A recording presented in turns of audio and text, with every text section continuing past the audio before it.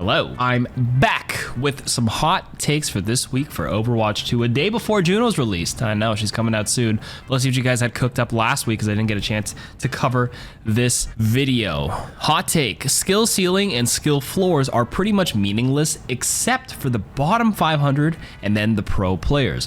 What people should be discussing is the skill value curve. For example, how much value a hero can output with a certain skill level as input. For instance, Moira has a relatively low skill ceiling, but she can still output a lot more value than a lot of heroes for the same skill level. I mean, skill value curve is just probably like an elevated, more detailed step. When people just mention the term skill ceiling and skill floor, it's a very broad term, and it doesn't just encompass pro players for the ceiling and then bottom 500 players for the skill floor. Those are the extremes. It is a general kind of like curve, and it's a bit nuanced depending on the context you're speaking of.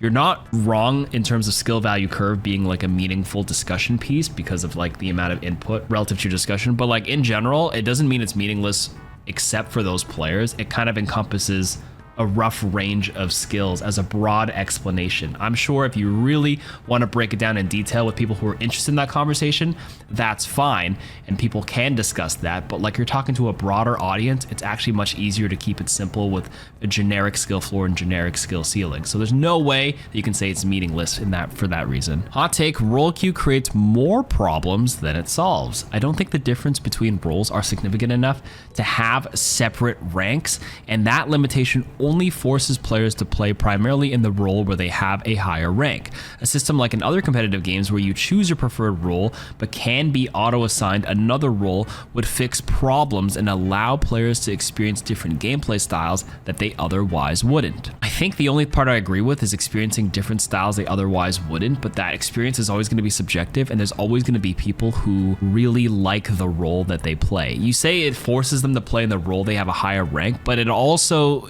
is the role that they might prefer. I think it's fine to have a separate rank for each role, and I do think the differences between the roles are significant enough to have separate ranks. The playstyle is a completely different world when you play a tank versus a support. My DPS as well is also a different ballgame, but I think tank and support have the biggest change in dynamics. I do think some tanks play like a DPS, and you can argue that some supports play like some DPS heroes, but generally speaking, a lot of DPS players can flex to tank pretty easily, the DPS tanks, and flex to the DPS supports. Those ones have the biggest general flexibility, but support and tanks are just like landslides away from each other, in my opinion. I disagree with this, and I do think it's a hot take. I don't think it creates more problems than it solves. Role queue solves a lot of problems, which creates some that many people have discussed otherwise, but a system like in other competitive games where you choose a preferred role, like League of Legends works when you have maybe 5 roles and you have to fill all 5, and there is some overlap. For example, if you're like an AD carry, you should be able to play support because they kind of play in the same lane. You witness a lot of the stuff together. If you're a single laner like mid, you should probably learn how to play top because it's just laning skills. Junglers are kind of screwed. That's why I see a lot of junglers, they jungle and then they don't really have good laning experience, so they just play support, is what I've noticed as well. There's a lot of differences in the skill, but at least in League, as the only example I know that has like a choose preferred role auto assign example, those have a little bit of overlap in that capacity, right? Some of the roles like I mentioned, but in Overwatch, I think there's too much difference between 3 roles that I do think role queue was a better solution for the game, and I think they should keep it. Hot take, they will probably never bring archives missions back because imagine the clickbait headlines.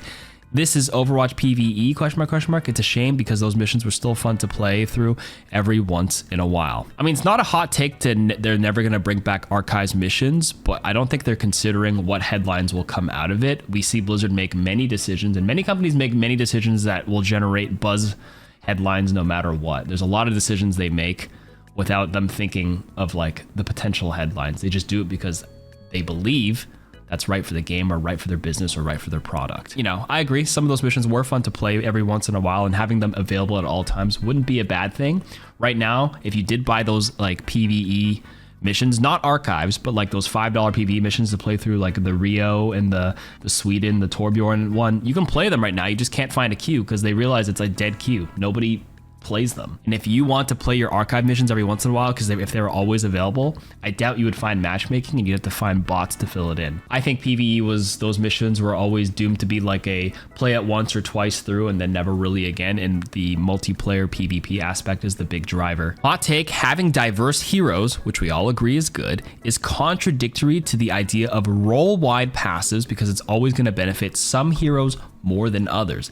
This is why all the DPS passes felt unbalanced so far, by the way. Not a hot take, I fully agree with this. A big global like envelopes rule or setting or a global role passive will always benefit one more than the other, which is why they gotta do those pickable passives things they experimented with, but each hero needs to have like an own customizable passive that makes sense for them. I've already argued this many times in many videos. When they did that little free trial weekend, they had those 3 pickable passives that were just choose one. Some of them were a bit better depending on your hero, but some of them were unclickable depending on the other hero, which is why, again, 3 options is better than our current system, where it's just one passive. At least you get 3 pickable ones, but then the 4th or a 5th where it's tuned to the specific hero would be better customization to the game state. Hot take, 2 CP was good and literally no one other than pros and the top 1% disliked it. Push is so unbelievably worse. I mean, this is just an opinion piece. 2 CP was good to you, that's great. Push is worse for you, that's great.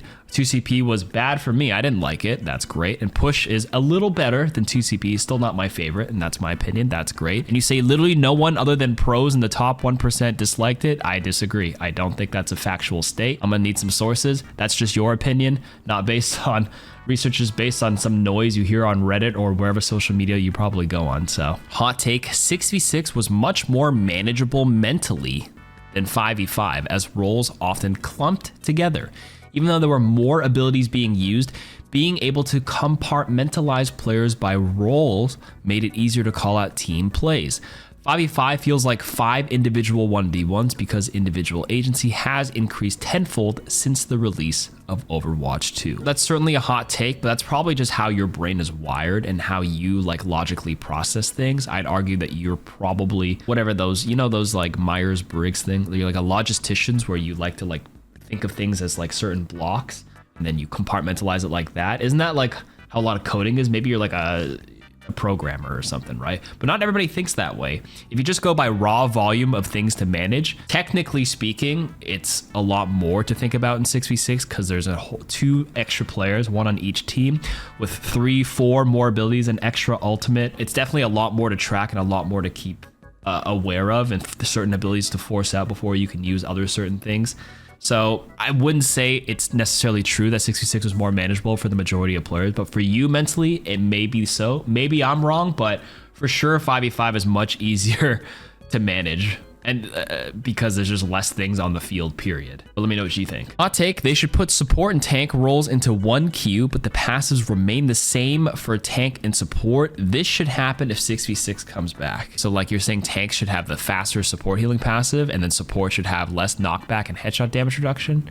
No thank you. What are you cooking here, Mr. Hot Takes? Wow. Hot take, Ana would be considered broken if she came out today. A character that can stop healing with a cooldown, a CC that can last multiple seconds, no damage fall off, and an ultimate that can combo with 95% of the heroes with no skill required by the Ana themselves to use. By the way, this isn't a hate piece for Ana. I really love the character. This is not a hot take because this goes for a lot of the legacy heroes. Think about it this way. People who get annoyed by Junkrat are like, fuck this Junkrat hero, right? But imagine if Pharah came out today. It's like, oh my God, a flying Junkrat with flying projectiles from the sky. Oh my goodness, I can't believe this. There's a lot of stuff that sounds crazy on paper, but in practice, it's all contextual and it's all more manageable once you have experience. People have been playing against Anas and with Anas for 8 years. Doesn't sound as bad. They've been playing against the Pharah, at least the old Pharah, for a long time. New Pharah was a little ridiculous, but that's what I mean.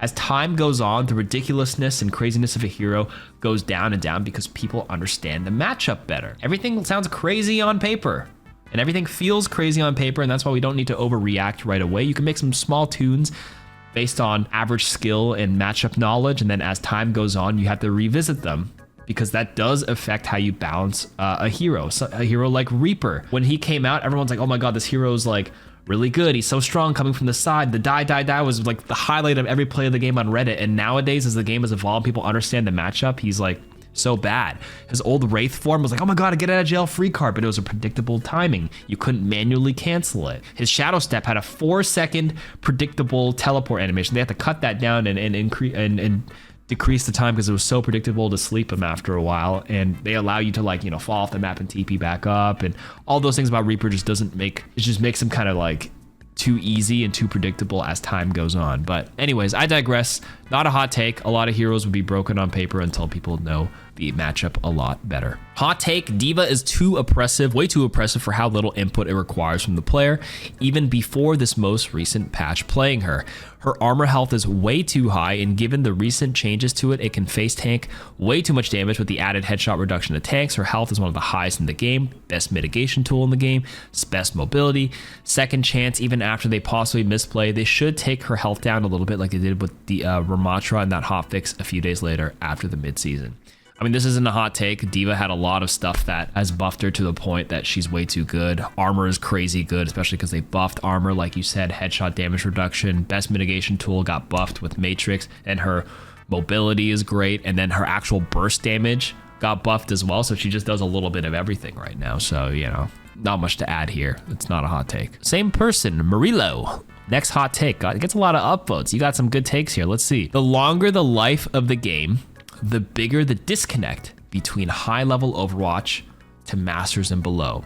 How do you explain tempo to a guy that thinks Rhine counters Zarya, swap, or GG? Yeah, I can see why you got upvotes. I actually agree with this take. This is not just an Overwatch thing. This is just like any high competitive game where like the skill ceiling keeps going up and up and the understanding of the macro continues to evolve while your average player base still hovers around here. It does get a little smarter, but these guys keep going and going and going. It's a graph like this, right? Well, if you mirrored my face, because it's mirrored, maybe like this.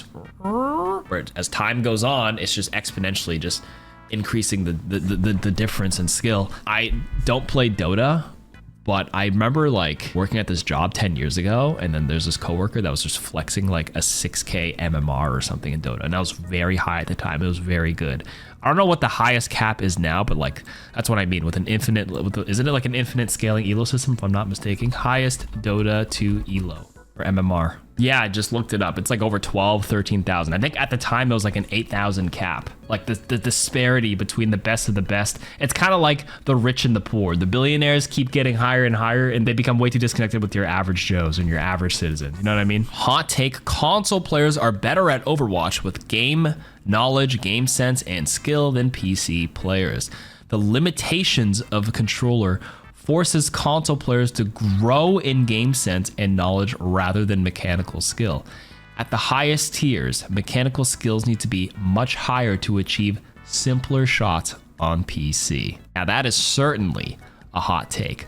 I'm not saying you're kind of on the right track, but your comparison is grossly oversimplified, and I think it's not relative to the PC. Like you're saying because you're limited by console like a controller, you're forced to grow in other aspects. But my counter argument to this is that when you're freed from the limitation of controller, the ceiling goes higher on PC when you're able to do like crazy micro flick and micro movements and quick snap 180s that are impossible. Being able to do something like that has to help have other players adjust and anticipate 180 sleep darts from Ana, which means those players playing against an Ana who's capable of doing that, and they wouldn't be able to do it on a controller holding their thumbstick like that because it's limited by that, would have to learn and get better in game sense and knowledge and understand that aspect and facet of the game as well, right? So to say that console players are better for that reason in all aspects of the game, certainly spicy. The cap is higher on PC due to the hardware enabling you to do more, if that makes sense. Not saying it doesn't require skill to be very precise on the controller, which is true, but that can equally be said for PC as well, because they're also playing against other PC players. But on console, you're playing against other console players. If we're ignoring Zimmers, right, that doesn't count because they're cheating. It's considered cheating because you're allowed more freedom of, you know, control of your character with the mouse and keyboard compared to the limitations of a controller.